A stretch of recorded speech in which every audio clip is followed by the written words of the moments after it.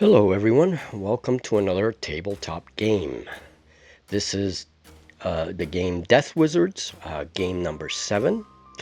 And very quickly, visit our Patreon or check out Scratch Builder Monthly for most of the terrain and low budget setups you see in these videos.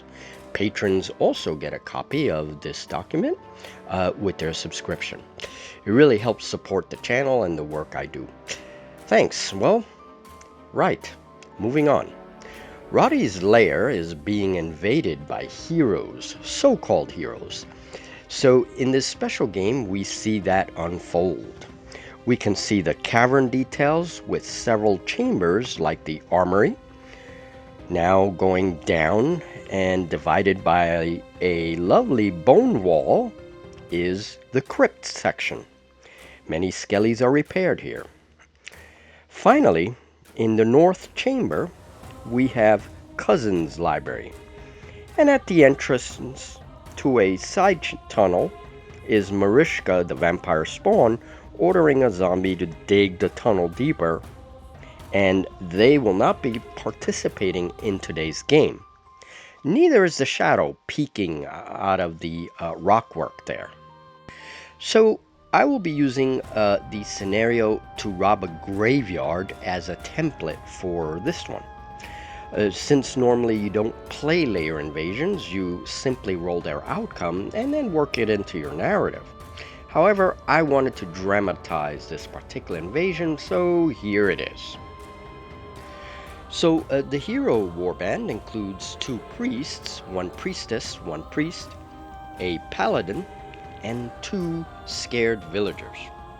If any hero finishes the game in one of the impedimenta chambers that I just showed, I lose that impedimenta as heroes burn and break things. See, they're just bullies. Also, as in Rob the Graveyard, Rotterghast's powers cost 1 less to cast if he is in the crypt. Though if he retreats there for whatever reason, I'm in trouble. Meanwhile, Rotterghast brings 9 rating of undead, including Lament the Ghost, rating 3, Lucian the Death Knight, rating 4, Archer Skelly, rating 1, and Cousin Skelly, who deploys in the library while everyone else deploys in the armory. Cousin is also rating 1, for a total of 9 rating. And now here are the activation orders in the beginning of the game. This is how the order in which everyone activates. Note that these will change as figures die out and are removed. This order will actually modify. Also note that I do not show every single dice roll or every single activation in the game. And so I will always have like little text or something that informs you which activation it is. Rotterghast will activate 3 times to accommodate the 9 ratings of undead activations.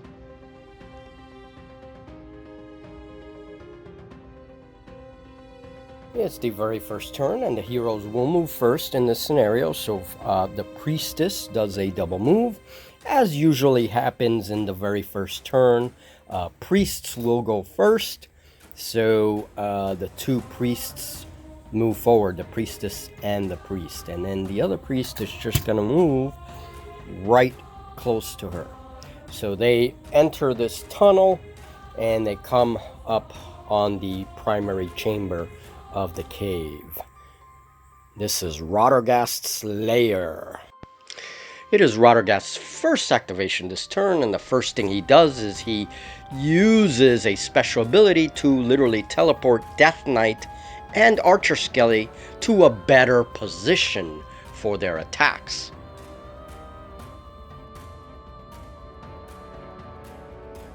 Then Rotterghast simply moves to his skull pillar for cover.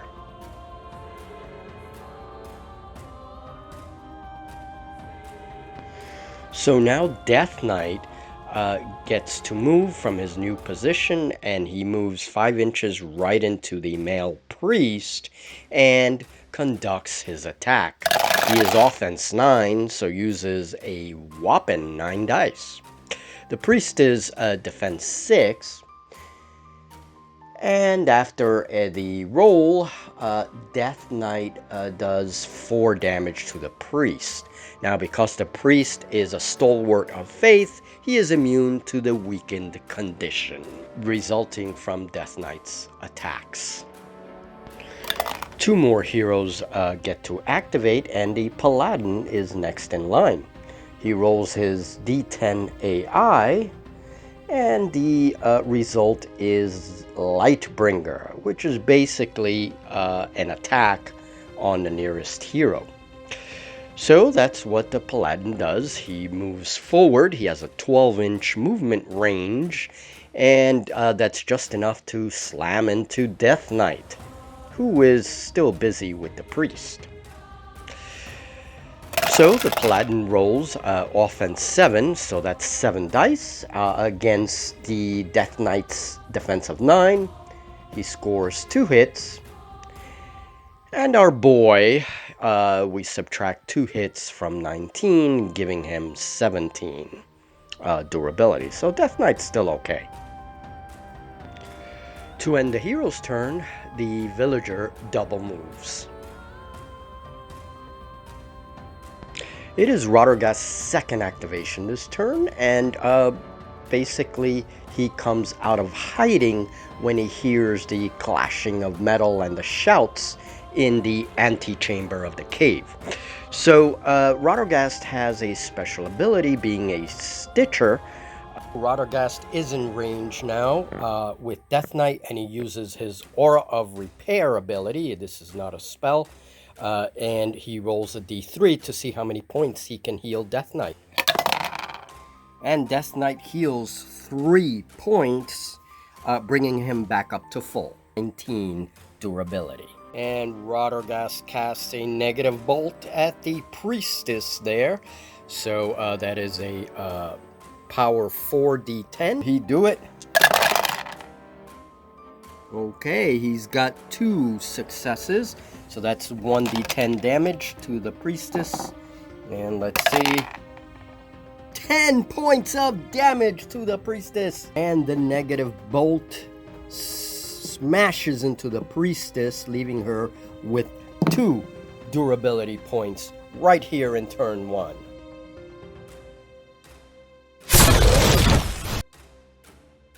Turn 1 is over, and Rotterghast's final activation, activation 3, he casts a spell that severely wounds the priestess. She will get to heal this turn because priests do that, but she is on her way out.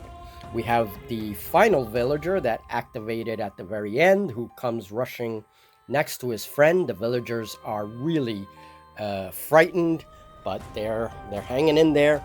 Then we have Archer Skelly, who Rotterghast on his second activation casts Boaster Undead, and Archer Skelly used that increased offense to fire an arrow, and he wounds the Paladin with 6 durability points taken off. So the Paladin will heal at the beginning of his activation, but still he took a whopping 6 damage, and we need that because he has 18 durability. And now the battle continues here at the very front of the lair. The heroes have not advanced much, with Death Knight acting as a plug there to stop them right at the beginning of the lair.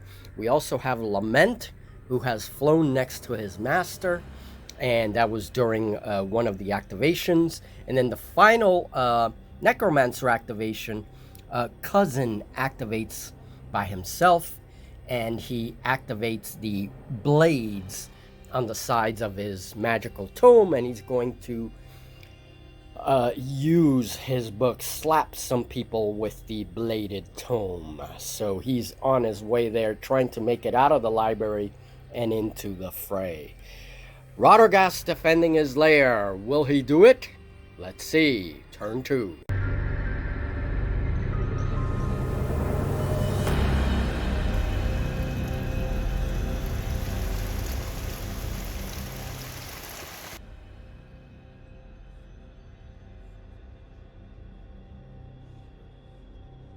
The priestess heals 1 durability, And then she rolls on her AI. She rolls an 8. And she does Healing Pulse. The priest and all heroes within 12 inches heal 1d6 durability. Oh no, that's why priestess suck. Alright, oops, sorry, wrong die. Let's do a d6. Alright, 1 point of damage. So 1 point of damage, 1 point of damage is healed, so she goes up to 4. Not bad. I can still kill her. And Paladin heals 1 because he is within 12 inches, so he goes up to 13. The second priest also heals 1, so he goes up to 9 from his previous damage. So the second priest rolls on his AI and scores the exact same thing as the first one, and he heals everybody for 1 point. Luckily, I didn't roll very high on the d6, so he only heals 1 point to everyone.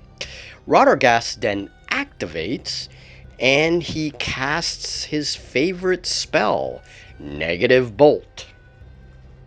And our hero casts it at the annoying priestess in front of him. The spell is a 4d10 power, so Rotterghast rolls. He scores 1 success. That's 1d10 damage. He rolls a 7, which kills the priestess because she only had durability 6. Next, Lament the Ghost activates. He flies over to the priest to join the fray with Death Knight. He moans and groans, haunting lamentations as he does so, and prepares to attack the priest. Now he rolls 7 dice, and he rolls a great attack. 5 of the 7 dice hits the priest's defense of 6. A very nice hit by Lament, as he swings his giant locks like flails and does his damage. So the Archer Skelly activates after the ghost and does 3 damage to the Paladin, who heals 1 point when he activates. The Paladin rolls a 7 on his AI, which is a Lightbringer result. This is an attack, same as before. And so he rolls his 7 dice. He needs 9s to hit Death Knight and fails to hit with any dice. So during Rotterghast's second activation for the turn, he pays for the costs of a spell. He then casts Grasping Tendrils on one of the villagers that he can see. And the spell, with a range of 18 inches, definitely makes it. These purplish tendrils of necromantic energy burst out of the ground. Rolls against a resist of 4. And scores 1 success for the spell. Every success is a d3 damage. So Rotterghast rolls a d3, and he successfully does 3 damage to the villager. And the villager now is slowed, so he's only going to move behind, as close to the other villager as possible, as the grasping tendrils burst out of the ground and begin to lash out at him. So for Rotterghast's final turn, he will move here, right aside from the stone, closer to Death Knight, and cast Bolster Undead on Death Knight before Death Knight's activation. And this brings his necromantic energy down to 5. So our friendly Death Knight gets 11 dice because of Bolster Undead, and he needs 5 since the Paladin has a defense of 5. Ho-ho-ho! And a devastating attack by our boy Death Knight with a critical. That gives him 3, 4, 5, 6, 7, 8, 9, 10 points of damage to the Paladin. Take that, paladin, and he is down to 2.2 durability. He is almost dying. Too bad that the paladin is immune to the weakened condition, but with cruel blades, Death Knight really has a nice edge there. Okay, and turn 2 ends as Cousin has moved forward, inching his way towards the battle, and the heroes have not been able to move into the cave at all. They're stuck here in the entrance. A good combo of spells and minion attacks by Rotterghast and crew. Turn 3.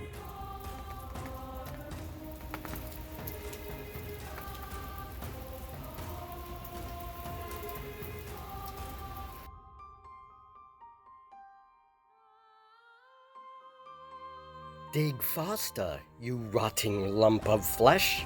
Dig faster. And that was Marishka's impatient orders to the zombie. So after energy recharge, the activation order for the heroes has changed somewhat. We have one priest activating, who then healed the paladin for 1 point. And then, of course, the paladin activated and didn't do much this turn. So now we go to Rotterghast. So Rotterghast casts Boaster Undead. It is his first activation after the paladin and the priest. And now what he does is he gives +1 offense and defense to Death Knight, +1 offense and defense to the Ghost Lament, and then he moves behind the paladin and waits. So that is the end of his activation. And now, after reducing his energy, we go to the next hero. Death Knight rolls his 9 dice. Okay, and looks like we have a crit. I think we have a dead paladin. Knight rolls a crit for 3 damage thanks to cruel blades. 3, 4, 5, 6. And the paladin only had 4 durability. Paladin dies. And so Rotterghast absorbs his energy. And from 5 back up to 8. Yay! Poor boy Death Knight would normally heal 3, but he is up to full. He's at 19 health. So now he turns towards the priest. Okay, before we move any further now, the activations for the heroes and for Rotterghast are changing as heroes are dying. It's top of turn 3. Rotterghast still has 2 activations with his minions. So basically we have another villager dead. He was pulverized by Lament after the villager attacked Lament and did 4 damage to him. The lamenting ghost swung his great locks like flails and pulverized the villager, who is now dead. Death Knight now can turn towards the priest. However, he took 1 damage from the unsuspecting villager that actually had the guts to charge him. And so Death Knight took 1 point of damage. I think that villager is toast because Rotterghast is eyeing the situation. So now we only have Cousin, Archer, and Death Knight to strike, and Rotterghast activates twice. So yeah, I'll see you at the end of turn 3. By the way, the priest only has 6 durability left. Okay, that's after all of his healing sprees. He's been mostly healing, but he has 6 durability left. Let's see what happens. Okay, before I move on, I'm going to document this. The priest now has 2 durability left as Rotterghast activates. His healing aura also activates, and 1 undead heals. I chose the Ghost Lament. He heals 3 points. I rolled it as a D3, so he got a result of 3 points healed.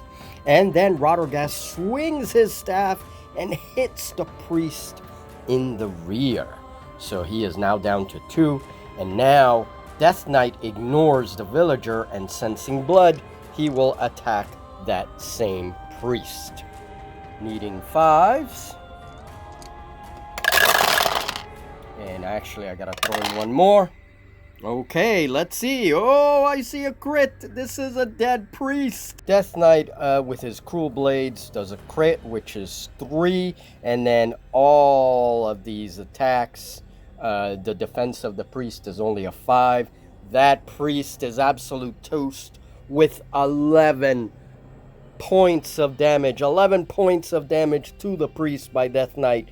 He skewers the priest, and the priest is out, and there's only one villager on the board for turn 4. Actually, turn 4, no, I still have Cousin.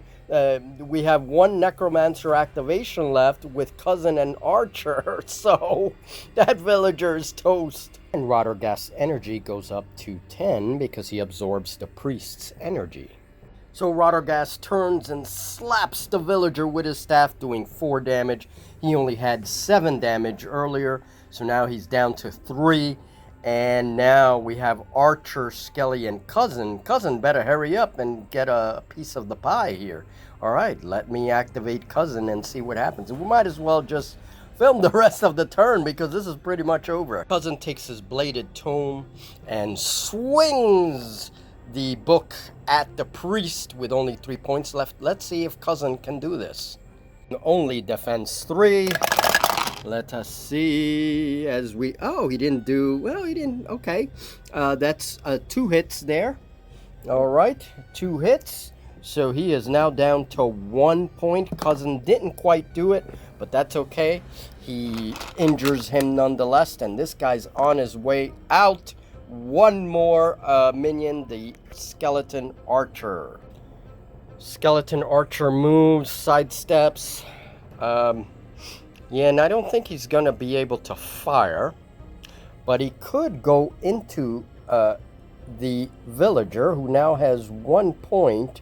And why not just gang up on this guy? He's might as well gang up on this guy. So Archer just goes right in and does a melee attack, and the villager's completely surrounded by Rotterghast and the minions. Oh my god, that poor guy. No, he's only offense 3. He needs 3s to wound, and he does better than... Holy crap. Alright, and that is game over. The villager has been slaughtered. Well, not yet. Let's see what happens in the narrative. Marishka, dear, we have a live one for ya.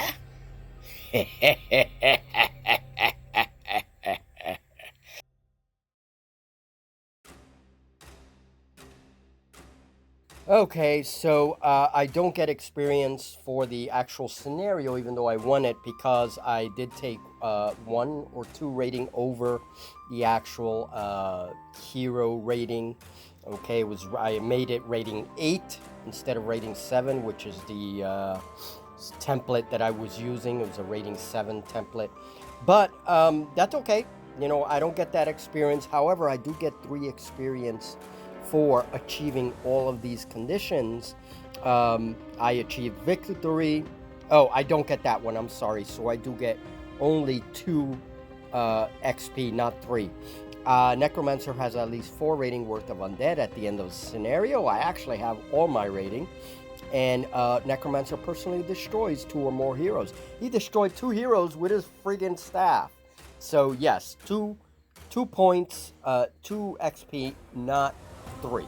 And I added Reflecting Blast. I put together all my XP from before. I had 4 XP from previous games, so that gives me 6. I actually got me a spell, Reflecting Blast, and I think it costs 1 less because of the library, because I can research, thanks to the research that Cousin does for me. Okay, we don't have to restore undead. We're not going to raise heroes. We are going to raise a new undead, and Rotterghast is going to try something. So let's see what happens in the narrative. Master, we found the bones of a giantkin in the tunnel you asked me to dig. Bones of a giantkin. You can try your ritual again, Master. Oh, bones of a giantkin, you say, eh? Excellent. Very good. Okay, so now we're gonna try for a skeletal giant. Now the giant skeleton is rating 3. He does get a +1 on the d6 roll. I have to roll over the 3. He gets a +1 because he failed the last time. Let's see. He rolls a 6. Oh my. Oh my. Welcome to the family.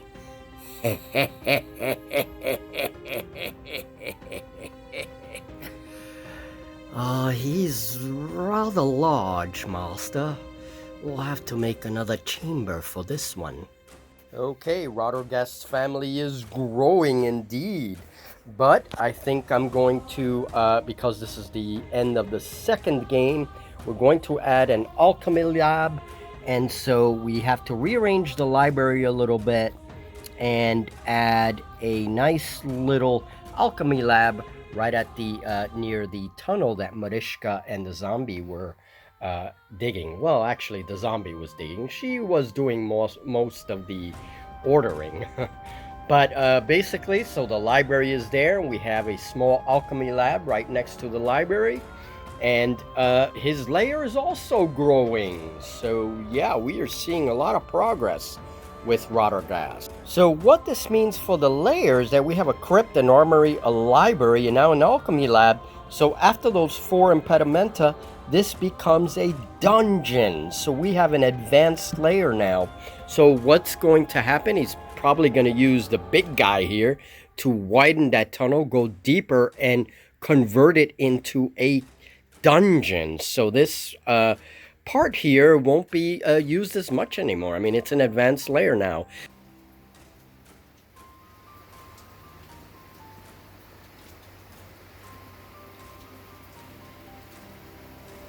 Alright folks, well that ends game 7 of Death Wizards, and this was a special game. I set up a whole different scenario because we're at a point where we can start inventing stuff with our scenarios, getting creative with the story.